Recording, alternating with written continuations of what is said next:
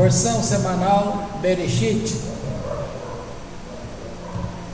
No princípio criou Deus os céus e a terra. E a terra era vã e vazia, e havia escuridão sobre a face do abismo, e o Espírito de Deus se movia sobre a face das águas. E disse Deus: seja luz, e foi luz. E viu Deus a luz que era boa, e separou Deus entre a luz e a escuridão. E chamou Deus a luz dia, e a escuridão chamou noite. E foi tarde, e foi manhã, dia 1. E disse Deus: haja expansão no meio das águas, e que separe entre águas e águas. E fez Deus a expansão, e separou entre as águas de baixo da expansão, e entre as águas de cima da expansão. E foi assim. E chamou Deus a expansão céus. E para separar entre a luz e a escuridão. Não, peraí, eu pulei, né? Ou não?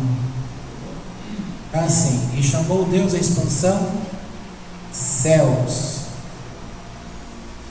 Eu pulei aqui. Como termina aí? Aqui? Aí começa. E foi tarde, e foi amanhã, e muito tempo. Eu pulei uma página aqui. Deixa eu ver no meu outro arquivo. Vamos ver o comentário aqui. Esse que você tem aí na Torá. Então, capítulo 1 está escrito assim: no princípio, os primeiros capítulos do Gênesis narram os primórdios da criação. Por serem muito profundos, é difícil compreender todo o seu conteúdo sem um conhecimento prévio dos ensinamentos da Torá, conforme foram revelados no Talmud e na Kabbalah. No princípio, Bereshit, por causa de Reshit, o Talmud proclama que o universo não teria sido criado se não fosse pelo mundo espiritual, pela palavra divina, pela Torá, chamada Reshit, princípio de tudo. Pesachim 68. Criou Deus, Elohim, Deus. Tem em hebraico a forma plural para indicar que Deus compreende e unifica todas as forças infinitas e eternas. E para que não se pense que são muitos deuses, o verbo bará, criou, foi empregado no singular, imediatamente depois de Elohim. O exegeta Abraham Ibn Ezra argumenta que essa palavra não é nada além de um plural majestático concebido pelo homem devido às múltiplas e ilimitadas manifestações de Deus. Os céus e a terra. No primeiro versículo do Gênesis, vemos a intenção evidente de dar ao homem a consciência de que tudo se deve à criação divina. Os mitos antigos atribuem a existência do mundo ao resultado das lutas dos múltiplos deuses, ou como nascido da casualidade e do capricho. Porém, a Torá quer nos mostrar o universo como expressão da vontade divina, na linguagem da Kabbalah, Tzimtzum. A criação como princípio de tudo, e não a criação em si, mas a providência, isto é, Deus como criador, legislador e condutor do universo. 2. Van. Assim é interpretado pela tradução aramaica de Onkelos, enquanto exegeta Rashi, Rabino Shlomo Yitzhak, explica que a palavra torro, van, significa assombro e consternação pela vacuidade, vazio em que se encontrava a terra. E o Espírito de Deus se movia. Para a maioria dos tradutores é difícil traduzir estas palavras, que têm um sentido difícil de captar por nosso limitado entendimento. Segundo Urashi, significam que o trono divino movia-se por ordem de Deus e por meio de alento, ruach, exaltado por sua boca sobre a face das águas, aparentemente para dar o alento da vida à matéria inanimada, conforme Gênesis capítulo 2, versículo 7 e Isaías capítulo 42, versículo 5. A tradução aramaica de Jonathan Ben Uziel diz: e o Espírito de misericórdia procedente de Deus soprava sobre a face das águas. E terminando aqui, sobre a face das águas, diz Rashi, propõe que o primeiro versículo do Gênesis seja traduzido assim: no princípio, ao criar Deus os céus e a terra era vã. Pois a Escritura Sagrada não quer mostrar aqui a ordem da criação. A prova disso é que o fim do segundo versículo sugere que as águas já existiam antes dos céus e da terra.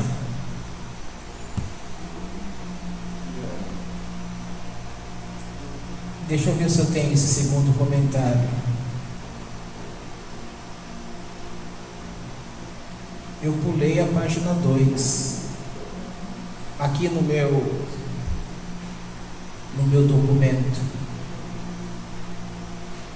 Bom, quando a gente começa a ler um texto desse, parece que fica dentro do nosso ser aquela expressão de que no princípio criou Deus os céus e a terra, tá?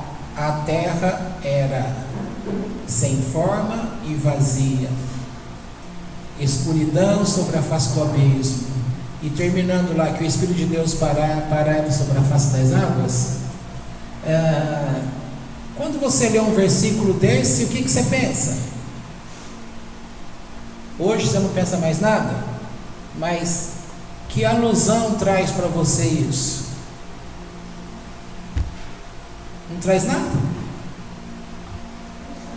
Gente, esse é o começo da Torá, é o começo da Bíblia.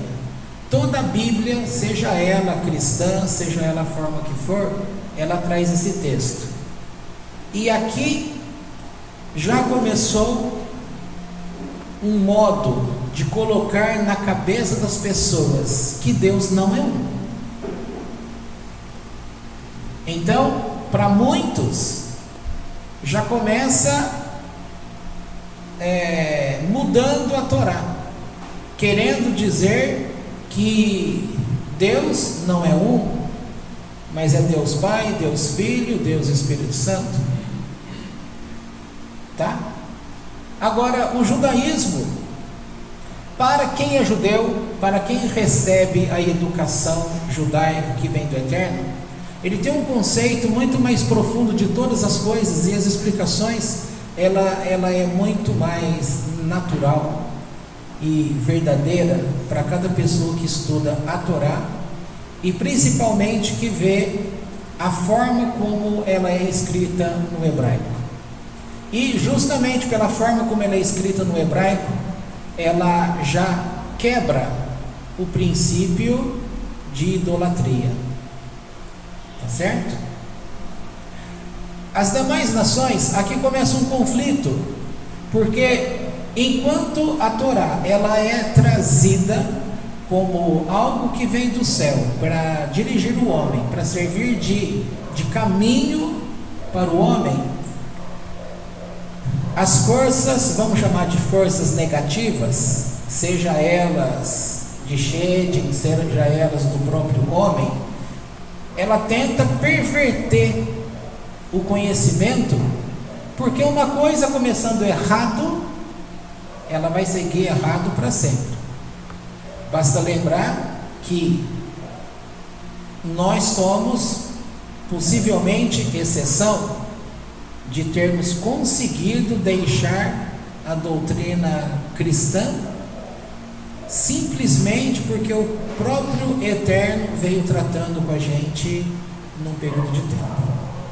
E quando você começa a conversar com alguém, você percebe o quanto esta pseudo-verdade, ele vai dizer que você está errado, que nós estamos errados, e não vai aceitar de forma alguma que o texto, que aí eles falam, o texto deles, o texto da Bíblia como sendo deles, tá? A Torá, ela não foi dada para o mundo. Foi dada para o mundo? A Torá foi dada para o cristão? Que cristão que tinha aqui nessa época? Havia algum cristão na época da entrega da Torá? Não existia termo cristão, não existia nada disso. A Torá foi dada para uma nação. E antes que ela fosse dada a uma nação, ela foi oferecida a todas as demais nações e eles a rejeitaram. Agora, usando os termos que a gente conversou ontem, pense da seguinte forma: foi oferecida a Torá a todas as nações e eles não quiseram, rejeitaram.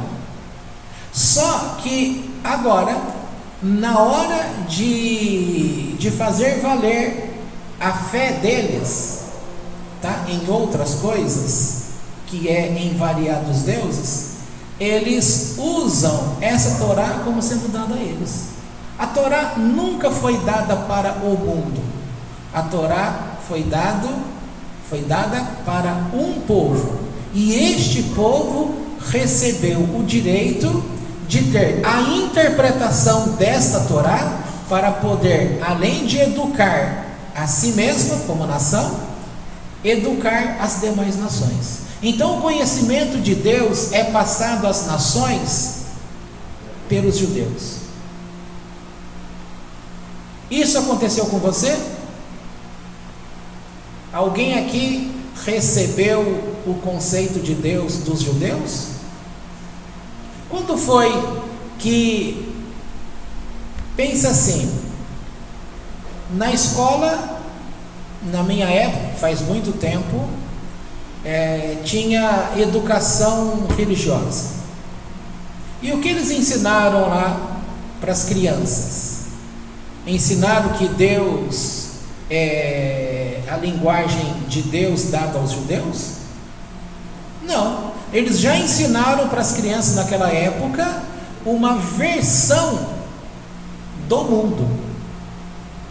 Só que Deus entregou a Torá para um povo, para que este povo educasse as nações, ou seja, o mundo. Com o tempo, o mundo criou a sua própria versão daquilo que é Deus e começou uma nação educando outra nação, que vai educando outra nação e vai pegando o conhecimento generalizado que vai passando a todos, e aí ficou todos contra um. E isso é até hoje. Todos contra um é o antissemitismo. O mundo inteiro é contra Israel. Foi naquela época, tem sido em todas as épocas e é nos tempos atuais inclusive. E quem trabalha do lado de todos, que é a mídia, por exemplo, a gente tem no perfil de Facebook amigos que são de Israel, professores de hebraico, por exemplo. Então, o que acontece? Aqui no Brasil surge algumas fotos dizendo que está acontecendo algo lá em Israel, tudo querendo dar crédito a uma doutrina cristã para determinados acontecimentos. Aí o pessoal de lá tira a foto, posta para a gente e fala: olha, essas fotos que estão rolando aí mundo afora, inclusive Brasil, não está acontecendo nada disso aqui em Israel. Esses sinais não estão ocorrendo aqui, isso não existe aqui, tá? Mas vai viralizando e as pessoas vai dando crédito àquilo que desde pequenininho foi ensinado a elas. Quem que não lembra de um texto: ensine a criança o caminho que deve andar, e mesmo na velhice não se esquecerá dele? Então essa é uma ideia de todos contra um. Será que vocês estão entendendo o que eu estou querendo dizer aqui?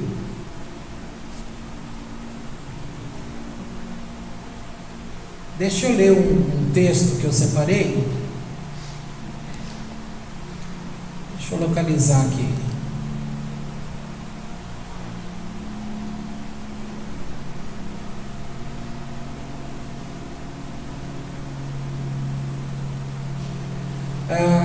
A Torá Arashi, ela traz um comentário. Deixa eu ler para você. A gente viu esse comentário na Torá e capa azul. Agora veja o comentário da Torá Arashi, a versão em português. A mesma coisa, no princípio. Então veja só o que diz. Rabi Tzchak diz: não seria necessário, adequado, iniciar-se a Torá, a não ser a partir do versículo: este mês será para vocês o primeiro dos meses, que é o primeiro preceito cuja ordem os judeus receberam, considerando-se que o principal objetivo da Torá é transmitir os mandamentos. Então, por que razão a Torá se inicia com no princípio, conforme relata o versículo? A força de suas obras ele contou para o seu povo, a fim de lhes dar a herança das nações. Se as nações do mundo disserem ao povo de Israel: vocês são ladrões, pois conquistaram as terras dos 7 povos de Canaã, os judeus lhes responderão: a terra inteira pertence a Deus, Ele a criou, e é por isso que precisamos aprender a história da criação, e deu-a a quem Ele considerou adequado dar. Foi por sua vontade que Ele a deu para eles no início, e quando Ele assim o desejou, tirou deles e deu a nós. Agora o comentário: no princípio criou. Veja aqui, em hebraico, Bereshit Bará. Este versículo carece de uma interpretação especial.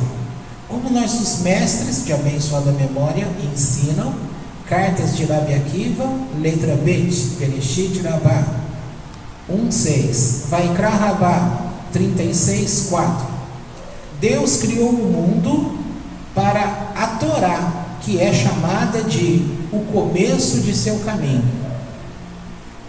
e para Israel, que é chamado o começo de seus grãos. Então vou repetir. Então aqui está dizendo que Deus criou o mundo para a Torá, que é chamada de o começo de seu caminho, e para Israel, que é chamado o começo de seus grãos.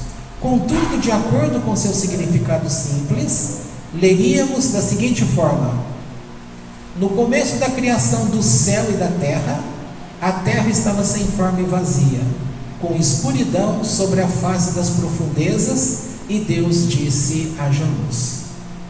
A Escritura não pretende ensinar a sequência da criação ou dizer quais coisas surgiram antes, pois se fosse para ensinar isso, deveria ter utilizado o texto: primeiramente, Barishoná, ele criou os céus e a terra, já que o termo Leshit nas Escrituras só é usado quando está ligado à próxima palavra, segundo constatamos no tipo de construção gramatical dos versículos seguintes.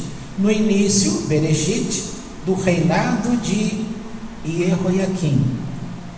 O princípio do Reshit, seu reinado. O início, Reshit, do seu grão. Aqui também se utiliza Bereshit bara Eloquim, como Bereshit bero, no início da criação.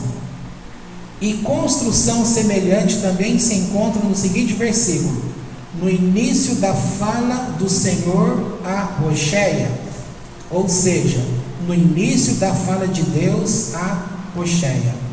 Disse o Senhor a Hoshea, etc. E se interpretarmos que o versículo pretende ensinar que estes, o céu e a terra, foram criados em primeiro lugar e que o seu significado é: no início de tudo, ele os criou, alegando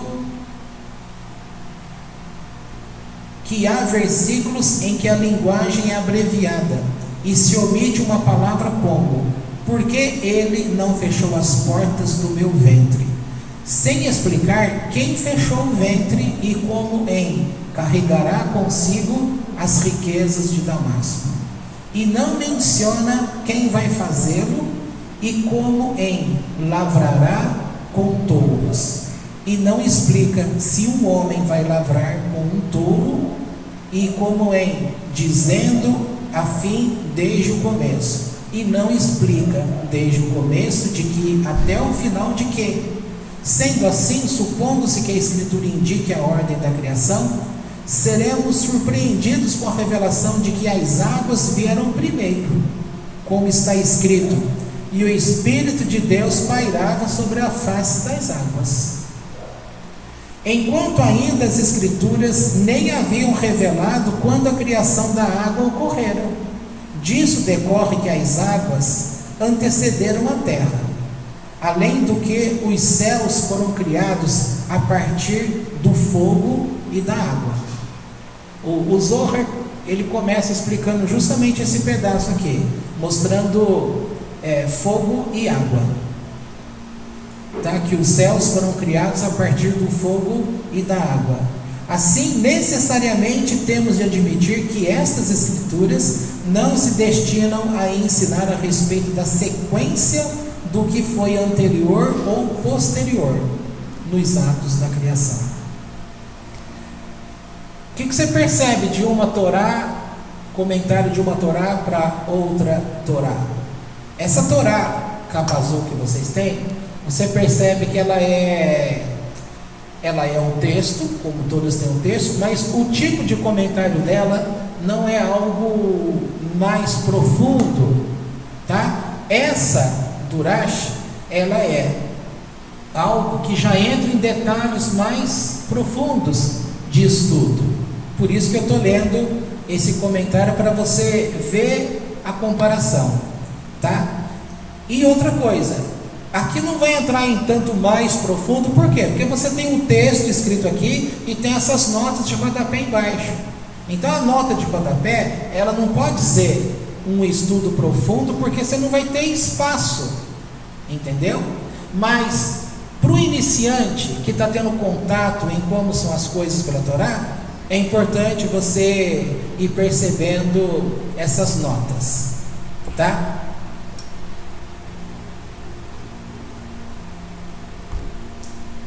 Bom, para quem quer ler o Zohar em português, existe os livros já em português, né? Mas ele é separado por livros, é uma sequência grande de livros. Para quem for ler em espanhol, tem um volume só que pega a Torá inteira nos comentários sobre a Torá, o Zohar. E quem for ver pelo vídeo no YouTube pode acompanhar. São 163 aulas do Albert Goslan, tudo em espanhol, mas dá para entender perfeitamente, tá? Com paciência você consegue perceber.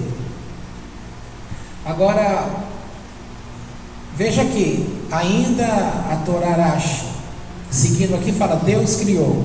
Então diz assim, olha, no versículo, o nome utilizado pelo Criador não é o tetragrama, lido como Adonai, o Todo-Poderoso, e sim Elohim, Deus, pois no início de sua intenção, criar o mundo com o atributo da justiça. Mas ele percebeu que o mundo não iria suportar este nível, e assim ele fez preceder o atributo de misericórdia, combinando-o com o da justiça. E essa é a razão pela qual está escrito mais adiante: no dia em que Hashem Elohim, o Todo-Poderoso, revelando-se via seu atributo de misericórdia, revelando-se via seu atributo de justiça, fez os céus e a terra. Bom, não sei se você entendeu alguma coisa daquilo que foi dito aqui, mas está informando que quando Deus criou o mundo, Ele estava criando o mundo em princípio, seguindo um atributo de justiça, tá? Justiça, severidade. E logo Ele percebe que o mundo não suportaria ser cobrado com tanta severidade. Então Ele coloca junto a questão da misericórdia, da bondade, e aí dá um equilíbrio, ok? Isso você tem que guardar na sua cabeça e no seu coração, que dois nomes do Eterno, que é Adonai e Elohim, um vai estar ligado à justiça, severidade, julgamento, o outro vai estar ligado à bondade, mais suave, mais misericórdia. Entendeu? Tá? Isso está codificado nos nomes. Sempre que aparece esse jogo de nomes, você tem que ter em mente que está fazendo menção a atributo Gevurah, força, austeridade, e o atributo Hesed, bondade, misericórdia. Tá? Agora tem um texto de um rabino, que esse aqui vale a pena a gente ler para vocês. Esse texto você encontra na página do rabat.org, que é um texto do rabino Jonathan Sachs. Na Parashá Bereshit tem lá o texto dele. Olha que interessante. Diz ele: há uma pergunta profunda no âmago da fé judaica e raramente é feita. No início da Torá, vemos Deus criando o universo dia a dia, trazendo ordem do caos, vida a partir de matéria inanimada, flora e fauna em toda a sua maravilhosa diversidade. A cada estágio Deus vê o que fez e o declara bom. O que então deu errado? Vocês estão lembrando aqui que Deus e foi e viu Deus que era bom, e foi o dia primeiro.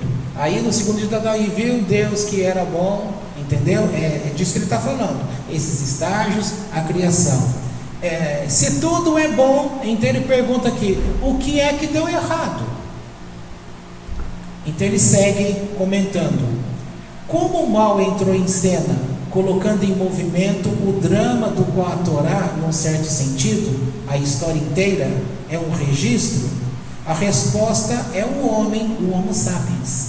Nós, a única forma de vida que tem livre-arbítrio, escolha e responsabilidade moral. Os gatos não debatem a ética de matar os ratos. Os vampiros não se tornam vegetarianos. As vacas não se preocupam com o aquecimento global. É essa complexa capacidade de falar, pensar e escolher entre cursos alternativos de ação que é nossa glória, nosso fardo e nossa vergonha. Quando fazemos o bem, somos um pouco menores que os anjos. Quando fazemos o mal, caímos mais baixo que as feras. Por que então Deus assumiu o risco de criar a única forma de vida capaz de destruir a própria ordem que Ele fez e declarou boa? Por que Deus nos criou? Essa é a pergunta feita pela Guemará no Sanhedrin. Quando o Eterno, bendito seja, veio para criar o homem, Ele criou um grupo de anjos ministrantes e perguntou a eles: concordam que devemos fazer o homem à nossa imagem? Eles, os anjos, responderam: soberano do universo, quais serão suas ações? Deus mostrou a eles a história da humanidade. Os anjos responderam: o que é o homem que te preocupas com ele? Que o homem não seja criado. Deus destruiu os anjos. Tá certo?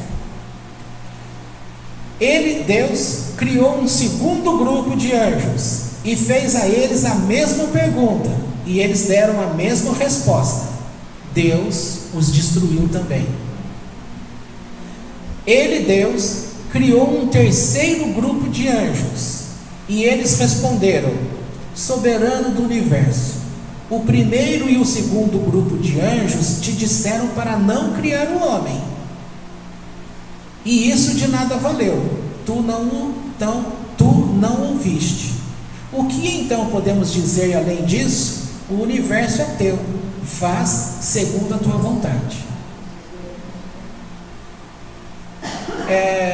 A gente não está ouvindo como foi o tom da voz do anjo, certo? Mas do jeito que você está lendo aqui, frio, não parece que eles foram sem educação? Ora, você já... Quem foi contra a tua vontade, você destruiu. Ele falou, não cria o homem, foi destruído. O segundo grupo falou também, não faça o homem, foi destruído. Agora, a terra é sua, a criação é sua, você manda em tudo, faça conforme o teu desejo, a tua vontade. E Deus criou o homem. Mas quando chegou a geração do dilúvio, e então a geração daqueles que construíram a Torre de Babel, os anjos disseram a Deus: os primeiros anjos não estavam certos? Veja como é grande a corrupção da humanidade. E Deus respondeu: mesmo na idade avançada, eu não mudarei, e até com cabelo cinzento, ainda serei paciente.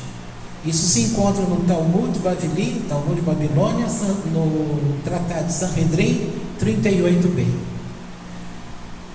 Então preste atenção nisso, que eu vou fazer ponte com aquilo que a gente discutiu ontem, e aquilo que a gente já vem discutindo ao longo desses tempos. Eu vou repetir esse último parágrafo. Então, repetindo aqui de forma resumida, antes que Deus criasse o mundo, os homens, Ele criou uma classe de anjos, tá? Essa história, ela está mais bem explicada em outros textos, que inclusive vai mostrar Satã, como que é que ele vai querer provar para Deus, dizendo: olha, permita-me que eu prove que o homem não merece fazer esse serviço, você já tem a nós podemos fazer esse tipo de serviço. E Deus falou: não, vocês não podem, porque para esse objetivo vocês não vão conseguir. E o que ficou como cabeça, Satã, ele quis dizer para Deus: então me dê uma oportunidade, eu vou mostrar para você que o homem vai falhar, que você não precisa da criação deles, nós podemos fazer este serviço a Hashem, tá? Comece a perceber que a forma como foi ensinado para a gente no passado, essa rebelião de Satã, como construindo um reino paralelo, para que ele também se torne Deus e viva disputando com Deus, quem é Deus neste mundo, quem leva vantagem, quem tem o quê, esse tipo de coisa, nunca existiu dentro do judaísmo. E nesta forma, sempre está mostrando o quanto Satanás, ele está abaixo do senhorio de Hashem, e simplesmente ele foi colocado para desempenhar um serviço a favor de Hashem. E neste sentido, ele pode ser usado como um tipo das trevas, tá? Mas nem toda a treva você vai perceber que são demônios, tá? Nem todo tipo de mal, ou seja, ele acaba sendo no mundo o símbolo para nós do que é a nossa inclinação para o mal. Então é possível dizer, a nossa inclinação para o mal é Satã, tá? É o opositor. Sempre essa palavra significa adversário, e não necessariamente vai fazer menção a um Deus.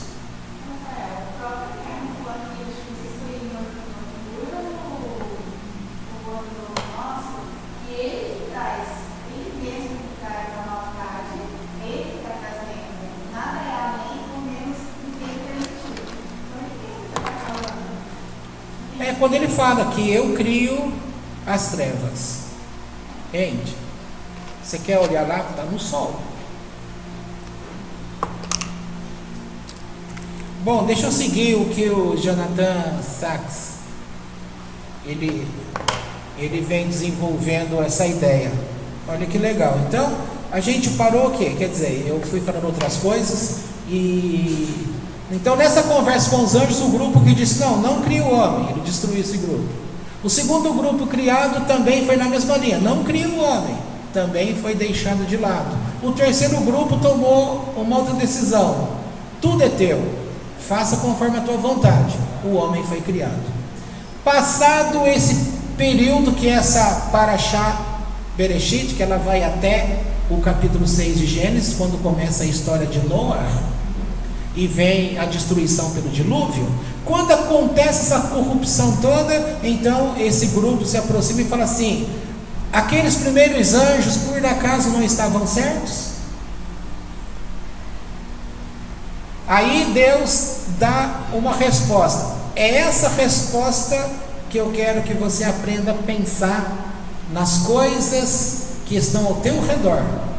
Porque ontem eu comentei que uma das explicações que eu estava dando ontem, que era o motivo da gente não julgar, que é justamente o que a Neuza me perguntou hoje pela manhã, que deu um clique nela, já acordou com uma certa palavra, e ela ficou pensando, mas espera aí, então o que significa essa questão de não julgar? É o que a gente comentou logo pela manhã.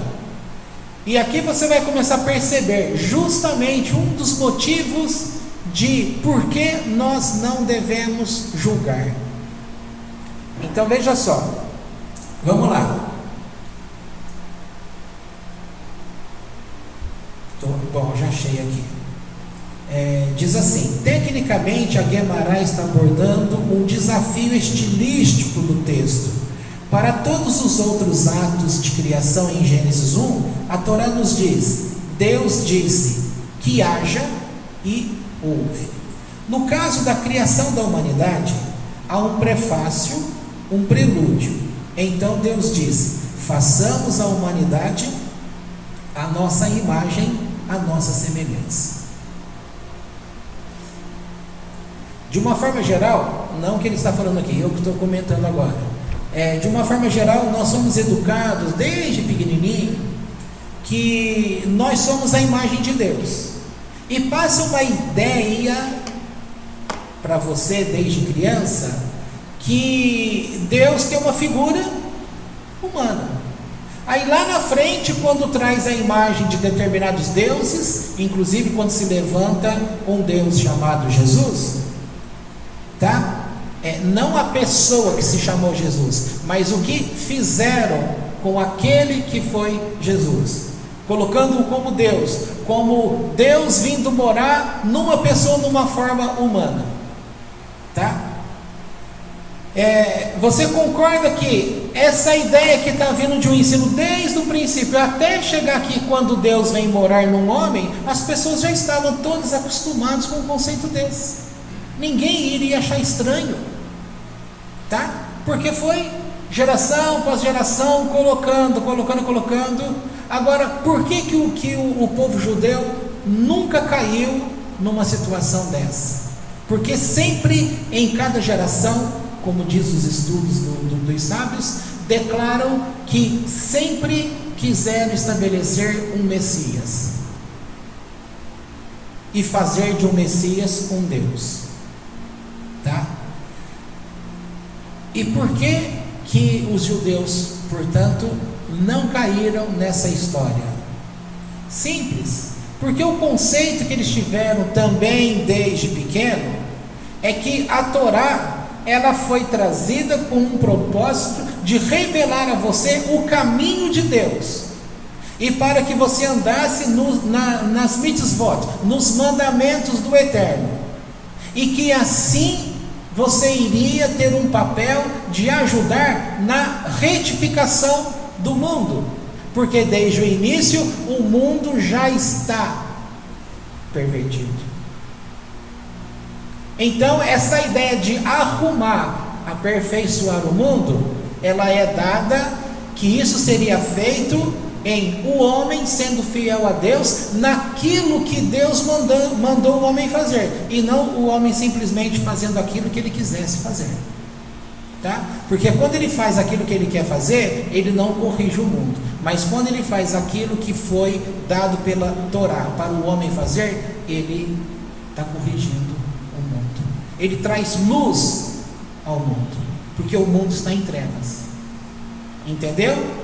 Então, na atitude dele de cumprir os mandamentos do Eterno, ele traz luz ao mundo. E aonde entra a luz, a treva sai. Tá bom? Outra coisa, fica muito claro num conceito, talvez esse seja o principal. A forma como Deus trouxe o mundo, as pessoas do mundo de então, elas só têm noção de que este mundo existente é tudo que existe. E o judeu sabe muito bem, porque Deus assim explicou, que este mundo é conhecido como o quarto mundo criado, e que é o mundo, o lugar mais baixo, portanto ele está em trevas, porque ele tem inclusive muita forma, é aquela lei que eu disse para você, quanto mais forma se possui, mais distante de Deus se está. Este mundo, ele possui forma definida, logo, ele está em trevas, tem pouca presença de Deus, tá? Vai observando o conceito. Outro conceito que é muito claro, é que, para que Deus trouxesse um mundo à existência, não é nem esse Asiá que é o quarto, quando ele foi criar o primeiro mundo, chamado Atzilut, que é totalmente sem forma, e ele já é separado como algo que ainda pertence a Deus, tá? Porque está muito ainda cheio da luz do Eterno. Ora, qual que é o princípio que a gente já ensinou para vocês aqui? A luz do Eterno, ele é tão potente, tão potente, tão potente, que tudo que você cria em cima dessa luz, automaticamente cria e desfaz. Então ele precisou criar o quê? Um ambiente sem luz, para que ele pudesse criar, tá? Então aqui está o princípio do Tzimtzum. E o que significa isso? Ele tem que ir quebrando o poder da luz dele. O exemplo que as pessoas dão é o transformador que tem no poste na rua. O que acontece quando tem um temporal? O que é um raio? O raio não é uma descarga elétrica, não é uma grande voltagem de eletricidade. Quando ela vem e entra na tua casa e atinge o teu televisor, por exemplo, o que acontece com o teu televisor, com o teu micro-ondas, com o seu telefone? O que acontece? Queima. Por que queimou? Porque entrou uma quantidade de luz excessiva.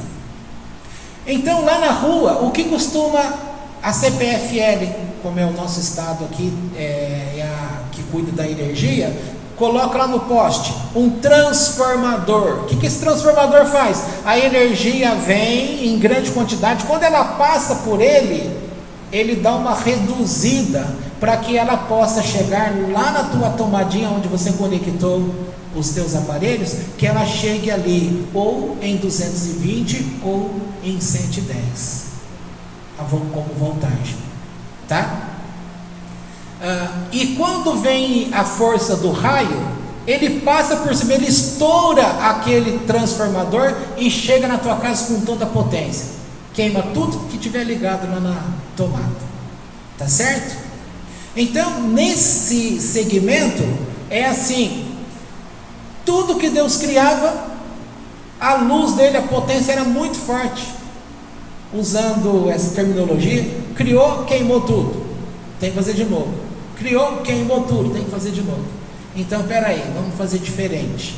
E aí, ele vem, aí a gente tem que usar uma forma didática para você poder compreender.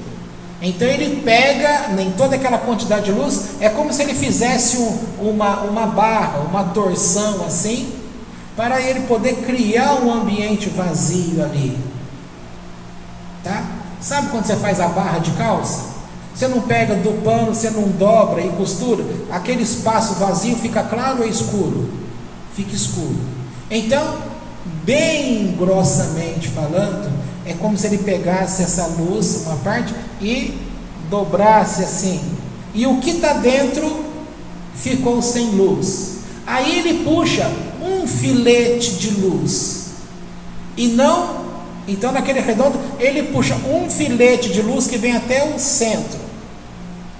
Nesse fio de luz é que ele começa a criar e faz todos os mundos existentes.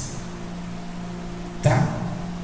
Agora, para a população mundial de uma forma geral, ela acha que esse mundo de então, com as estrelas, com o Sol, com o sistema planetário, essas coisas todas, que isso é tudo que Deus, quando criou, fez. E por isso que quando vem lá na frente e diz que Deus veio morar, porque Ele amou tanto o homem, que Ele veio morar dentro de um ser humano, para poder mostrar mais o seu amor ao mundo, as pessoas acatam e aceitam. Agora o judeu já sabe que para o mundo ter sido criado, Deus precisou esvaziar de tudo e criar um espaço dentro dele que tirasse aquela porção de luz e que ele pudesse puxar apenas um filete, esse filete de luz, e ali se deu toda a criação. E ali você tem o Atzilut, depois Briá, depois Yetzirá e depois Asiá, onde nós estamos. Tá? Esse ensino, esse conceito, a forma de compreender essas coisas todas, fica muito claro que mesmo sabendo que Deus foi quem fez isso, aquele dobrar a luz lá para poder tirar a luz num pedacinho de si mesmo, para que fosse possível criar algo, também é conhecido que neste espaço aí, nessa questão de compreender Deus, a mente do homem aqui na terra não consegue compreender o que é divindade. Então, por um lado, por isso que se explica que não se estuda a divindade de Deus, porque é incompreensível. E aí adota-se uma posição assim: entrou nessa área aqui, é como se fosse totalmente inexistente. Aqui tudo é Deus e é algo de tal forma que nós não temos acesso, não tem como compreender. Então fica-se fora disso. Por outro lado, já conscientemente, de uma forma racional, se estuda sim uma divindade de Deus, mas dentro daquilo que é possível estudar no mundo existente. Agora, se sabe que onde Deus está, tudo que pudesse ser criado era automaticamente destruído, como é possível que esse Deus que precisou fazer essas coisas todas para criar, pudesse ser possível vir e morar num corpo humano, que é obra da criação? E tem um outro detalhe, tem uma palestra do Rabino, como é o nome dele? Aminon, quando ele fala sobre essa questão de criatura e criador. Esse começo é sensacional. Ele fala em hebraico, mas está com legenda em português. A forma como ele vem provando e vai mostrando que tudo aquilo que é criado, ele está sujeito a ser o criador, tá? Ou seja, então ele está debaixo de uma ordem.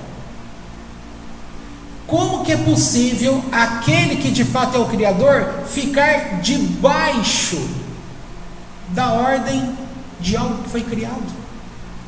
Não tem sentido, não pode existir isso, não tem sentido. Então o judeu, ele jamais vai aceitar que exista um outro Deus. Pode-se falar que é Jesus, que é Moisés, quem quer que seja, ele não vai admitir. Por outro lado, você pode pensar assim: mas não está escrito nos variados livros do Tanar que muitos reis, inclusive de Israel e de Judá, serviram a outros deuses, cometendo pecado? Serviram ou não serviram?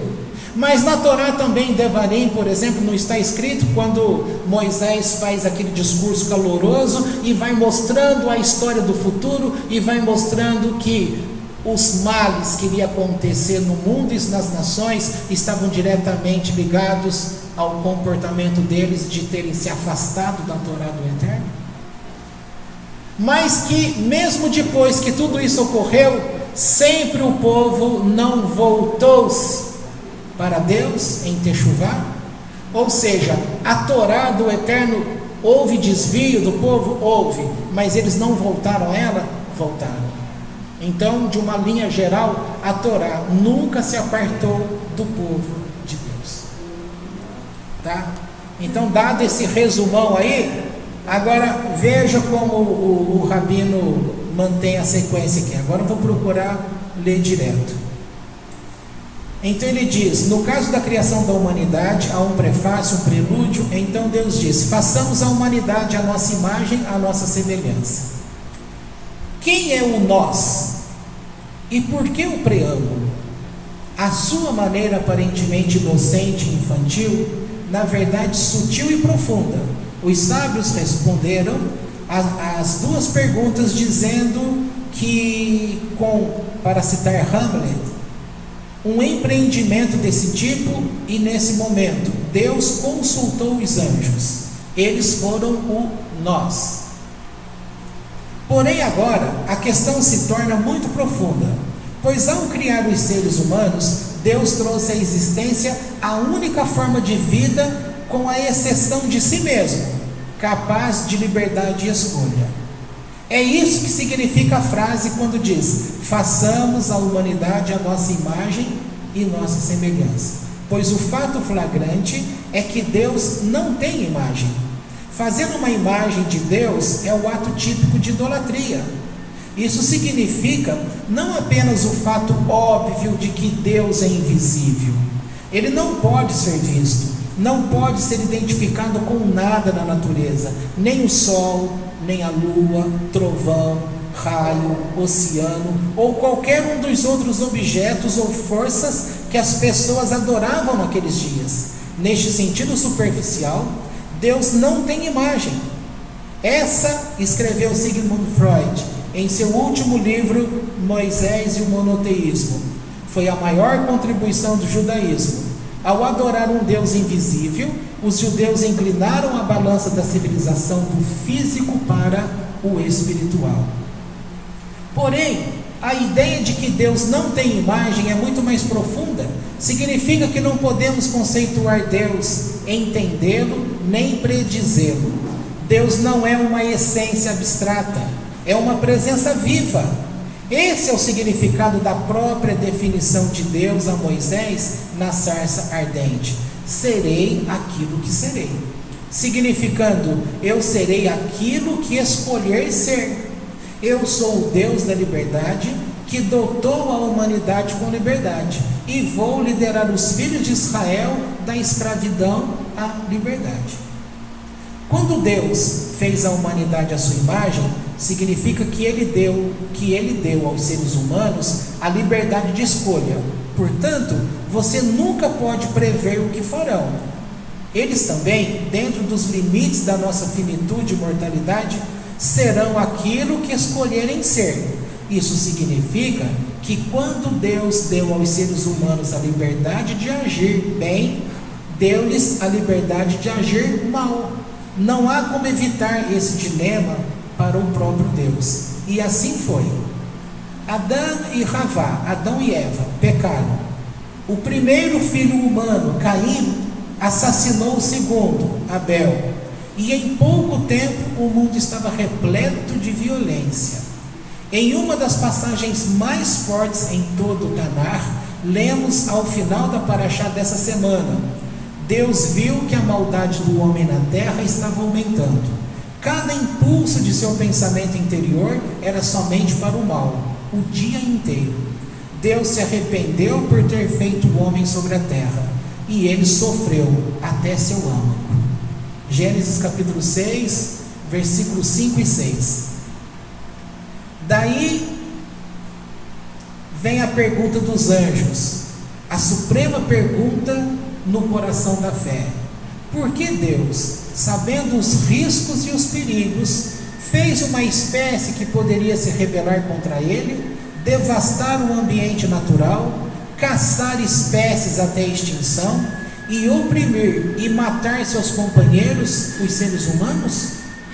O Talmud, imaginando uma conversa entre Deus e os anjos, está sugerindo uma tensão dentro da mente de Deus.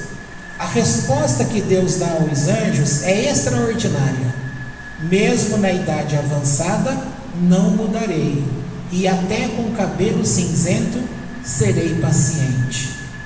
Significando, eu, Deus, estou preparado para esperar. Se demorar 10 gerações para surgir um Noah, e mais 10 para um Abraão, serei paciente. De fato, isso aconteceu. Abraão nasce na 10ª geração pós-dilúvio. Não importa quantas vezes os humanos me desapontarem, eu não mudarei. Não importa o mal que eles façam no mundo, não me desesperarei. Desesperei-me uma vez e trouxe um dilúvio, mas depois que vi que os humanos são meramente seres humanos, jamais trarei um dilúvio novamente.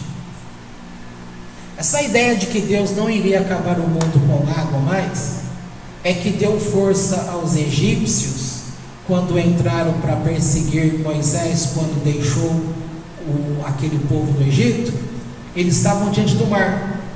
O faraó não vem com seu exército, eles vêm pensando assim: vamos atacar, porque Deus prometeu que ele não iria acabar o mundo ou as nações, a nação, com a água.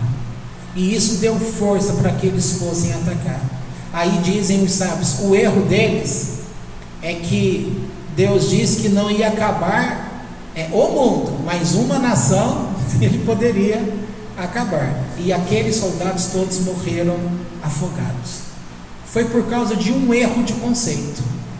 As nações, elas têm errado no conhecimento de Deus por causa de erro de conceitos.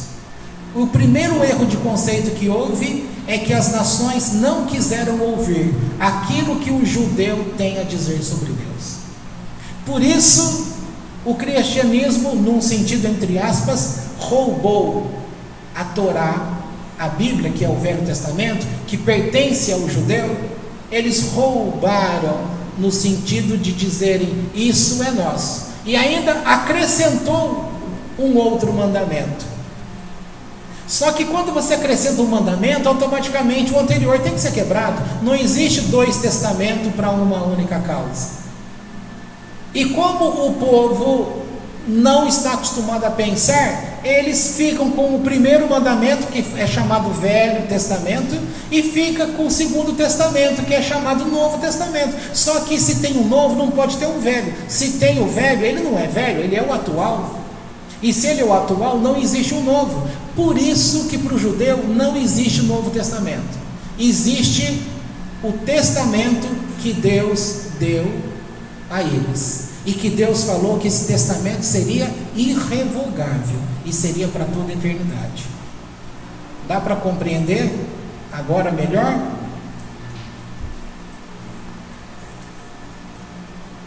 Já está acabando, tá? Deus criou a humanidade. Então deixa só, esse final que eu estou falando, aqui já entra pela resposta que Deus dá.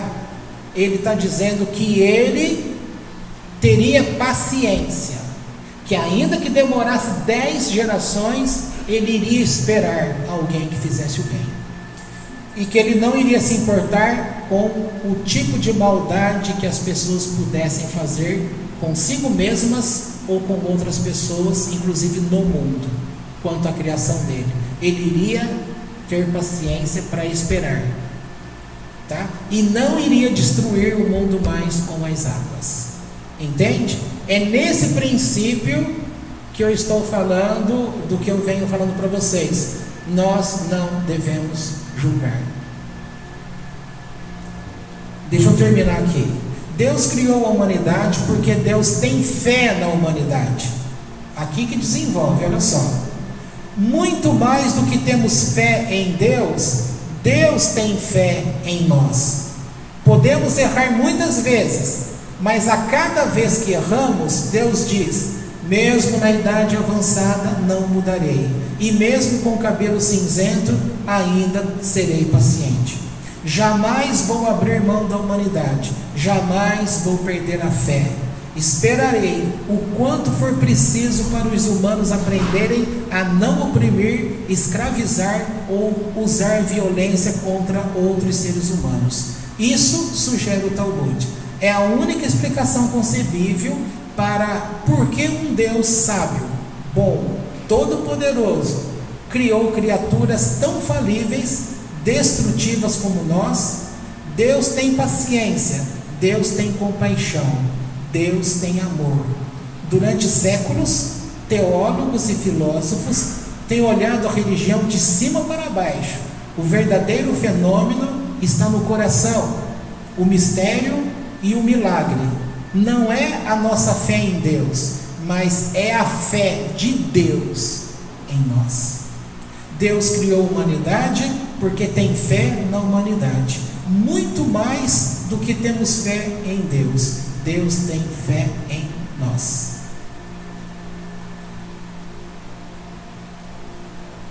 Pronto, o texto do Rabino Sachs é esse que eu acabei de ler. Agora, para a gente fechar, você viu que nessa Parashá Bereshit acontece o conflito entre Adão e Eva.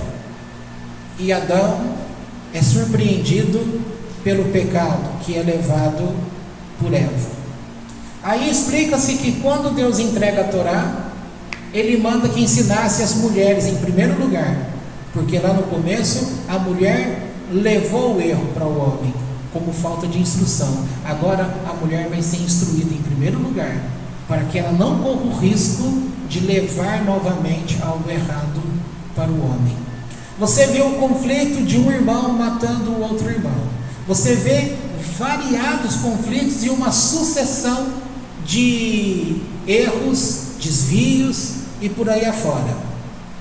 Fechando com esse texto, o que é que nós somos tentados, inclusive no tempo atual? Então veja assim, qual é a tua posição hoje?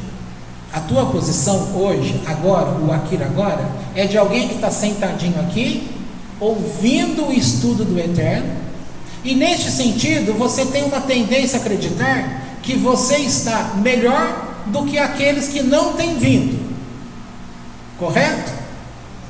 Nós brincamos aqui que vocês dois estavam disputando quem ficava mais longe, não foi isso? Brincadeira no começo?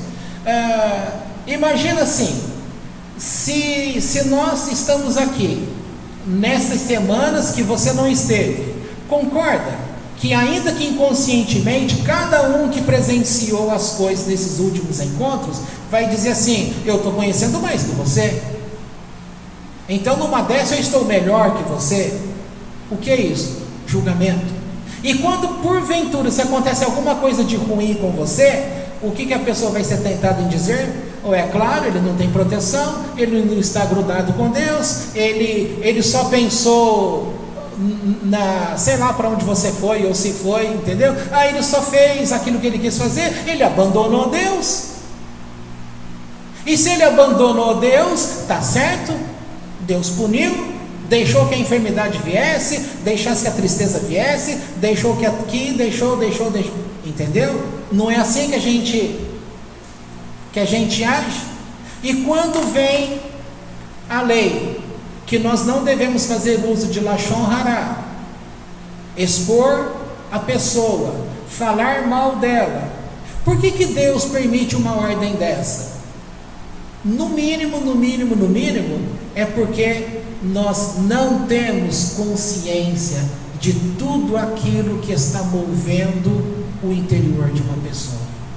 Aquilo que a gente fala, eu só estou vendo, no caso que eu estou comentando com o Wilson aí, usando o exemplo dele, que não é o exemplo dele, tá? Eu estou brincando com a ideia que ele não apareceu nos últimos 2 Shabat, por exemplo. Foi isso? 2, 3, que seja. E aqueles que estão há mais tempo ainda. A gente é tentado acreditar que o mal veio sobre aquela casa, aquela família, aquela pessoa, porque ela não está aqui. Então a gente está analisando o fato de ela não estar aqui, mas nós não estamos vendo o que ela ora, o que ela estende a mão às pessoas, que tipo de mandamentos ela cumpre do Eterno, que tipo de Torá ela tem cumprido do Eterno, fora dos nossos olhares. Então, quando nós julgamos, nós estamos falando de acordo com aquilo que a gente está vendo. Só que, o que é que a gente está vendo? E que verdade nós estamos vendo? Por isso, é muito complicado quando algumas coisas, dados, inclusive sinais que o Eterno traz, que nós poderíamos interpretar de acordo com os sinais do Eterno, poder até orientar a pessoa, mas orientar com cuidado, para que não passe aquela imagem que o julgamento que nós estamos dando é a nossa mão apertando a pessoa, dizendo: você está sofrendo, você está errado, porque você abandonou Deus, porque você fez isso, porque você fez aquilo, porque você não quer nada com nada, porque você não lê Bíblia, porque você não canta louvores, porque você não estuda, porque razões para falar porquê e acusar as pessoas, a gente tem um monte.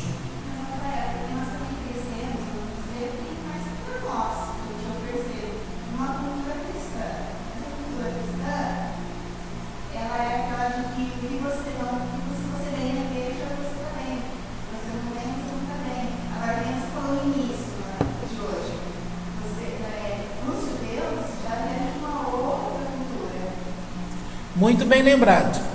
Então, o que a gente falou ontem, a gente vem e não pratica, a gente não vem e pratica. Isso. Isso mesmo. A gente não vem e não pratica. Que mais?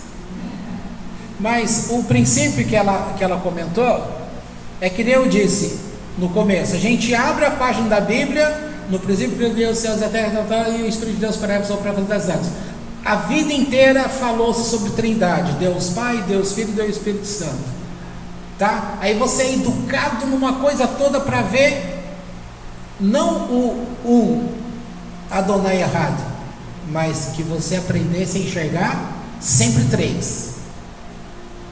Depois, como bem lembrado para você, sempre é ensinado para o povo: se você não vem à igreja, a um culto, você, não só você se iguala àqueles que estão no mundo, que vai tudo para o inferno, que não tem chance, e que qualquer ato positivo que você faça não teria valor diante de Deus, tá? Então, diante de um julgamento desse, é um julgamento, como está dizendo aqui a Torá Bereshit, que é um julgamento que no início Deus tomou, mas ele recuou, percebendo que a criação ela não iria de fato suportar. Então ele entra com o nome Adonai. Então Elohim, que é a parte severa, então retira um pouco, pisa no freio e entra com o nome que vai dar equilíbrio. E aí entra essa menção do Talmud: a conversa com os anjos faz com que ele mantenha a fé dele em amor sobre aquilo que foi criado, inclusive a raça humana. Ainda que demore 10 gerações, eu terei paciência para esperar. Nós temos tido paciência? Não. Se a gente não mudar o nosso jeito e não procurar, ninguém vai mudar do dia para a noite. Mas se a gente não começar a perceber e ter paciência com aqueles que erram do nosso lado, porque o que mais tem é a gente olhar o erro do outro, mas a gente não vê o erro que nós cometemos. E se alguém vier falar que nós cometemos erro, o instinto primeiro é a gente tentar convencer que nós não erramos. E se erramos, como a gente está aqui em todas as reuniões, nós estamos, entre aspas, superior a você que está me cobrando? Tá? Isso é uma ação, mas a gente tem que pisar no freio aí e começar nisso que nós estamos trabalhando a nossa ideia, mudar o nosso jeito de enxergar as coisas, tá? Se Deus tem paciência, então também quero ter paciência. Dessa forma de julgamento, fiquei pensando aqui, imagina quantas famílias não foram já destruídas por esses atos de julgamento, nesse sentido, nessa cultura que eu estava mencionando. Muitas famílias, muitas. Teve pessoas que deixaram já legitimadas para poder cumprir algo que na realidade nem no coração ela cumpriu. Bom, tem gente que fala que vê uma novelinha vai para o inferno, né? Eu não estou vendo, mas tem uma observação dessa novelinha nova que começou. Como que chama lá? Tempo de Amar. O Tony Ramos, que todo mundo conhece, tem uma filha, essa filha engravida, e ele lá que época, aquela 1927. Então ele pega naquela ira, fala que a filha trouxe grande vergonha para ele, para a casa dele, e ela então é expulsa de casa, aprisionada num convento, e quando tem a criança, ele manda colocar para adoção. E numa dessa, a menina foge desolada, pega um navio e vai embora. Nisso, mostra na cena o pai vindo correndo atrás, querendo voltar atrás, e chorando, e se punindo, e dizendo, minha filha amada. Mas antes ele tinha dito para ela, você não é nada para mim, você é uma vergonha, você morreu para mim. E agora, não sei se foi essa semana, 2 dias atrás, ele chorando, falando, volta para mim, o que eu fui fazer? Tá? Aí o comentário que a Andy fez ali do meu lado, por que ele não pensou assim antes? Porque ele não teve a paciência. É ficção, é uma novela, é um teatro, é um filme. Mas essas coisas de filme, novela, teatro, sempre retratam o comportamento que há em seres humanos em situações. Quantos não foram expulsos de casa? Hoje, uma menina, raramente a menina hoje que fica grávida é expulsa de casa. Mas na época aí, uns 30, 40 anos atrás, as meninas eram expulsas de casa, tá? E ainda surgiu aquela ideia, fulano fez mal para ciclano, entendeu? Então, essa questão, Deus dizendo, eu terei paciência, ainda que eu tenha que esperar, eu vou observar, e vai ter alguém que vai me convencer, valeu a pena. Entendeu? Deu para entender a ideia geral? Ou seja, pegamos um fato histórico, mas trazendo esse fato histórico para que você aplique a Torá do Eterno no teu tempo de hoje e que possa melhorar a tua vida como ser, como pessoa, e que você aprenda a ter paciência com aquilo que está ao teu redor. Porque em termos de religiosidade, as pessoas dizem que amam a Deus, mas elas estão falhando, porque nós julgamos uns aos outros. Até aqueles que a gente diz que ama, a gente julga negativamente. Vamos aprender com Deus. Se Deus esperou por mim, e tem esperado, porque ninguém é tão bonzinho assim, se nós temos tido a oportunidade de mudar o pensamento, de estudar um texto que tem um impacto na gente e faz a gente voltar atrás e mudar totalmente a nossa vida, por que a gente não pega este bem e estende este bem a quem está do nosso lado? Mas é mais fácil falar, fulano não tem jeito mesmo, não vai dar certo, não vai conseguir. Com essas palavras nós estamos ajudando a pessoa? Não, estamos determinando com a nossa palavra, porque a nossa palavra ela vai ser carregada de coisas negativas que vai levar o mal para essa pessoa. Se não podemos ajudar, então não devemos falar nada, Porque qualquer palavra que a gente coloque o som e permita que o som saia, nós estamos levando mal à pessoa. Nesse sentido, você é um Satã.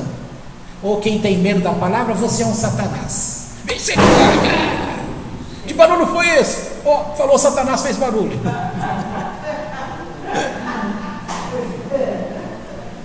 Você é um Satanás quando você se coloca como um opositor ao teu irmão, quando um inimigo do teu irmão. Tá? Não façamos isso de jeito nenhum. Vamos fazer como Deus, ainda que fiquemos com os nossos cabelos brancos, até que surja alguém que você fala, valeu a pena esperar. E Deus sempre teve, depois de Adão, aparece Sete, e vai aparecendo pessoas boas, né? Sempre vai aparecendo pessoas boas. Aí apareceu Noé, de Noé você tem Abraão, de Abraão você tem Isaac, de Isaac você tem Jacó, de Jacó você tem um José, e você tem um Moisés, você tem um Josué, aí você tem um Daniel, você tem um Davi, você tem. Nunca faltou pessoas para que Deus, olhando, pudesse dizer, valeu a pena, eu vou insistir um pouco mais. E hoje, quem sabe, Deus olhando para você, Ele dá um sorriso e diz, valeu a pena. Olha que flor que nasceu neste campo. Tá bom? Podemos encerrar então.